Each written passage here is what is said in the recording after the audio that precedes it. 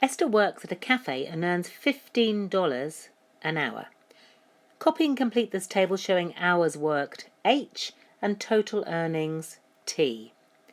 1 hour worked is 1 times $15, which gives $15.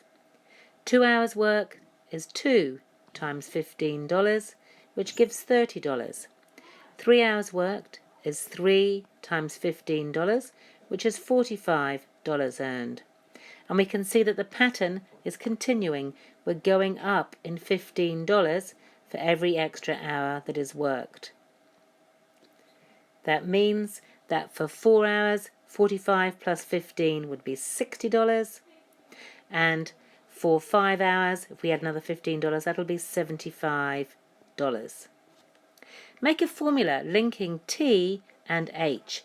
T is the total cost. So the total earnings we've found, we do the hours worked times by $15 for each of those hours, and that's going to give us the total hours worked.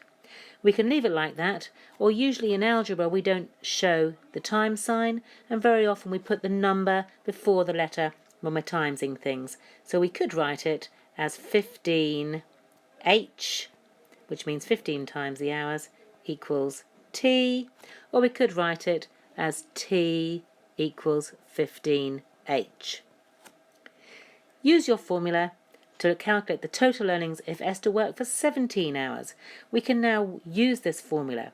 The total amount of money is going to be 15 times the number of hours, and that's 17 hours.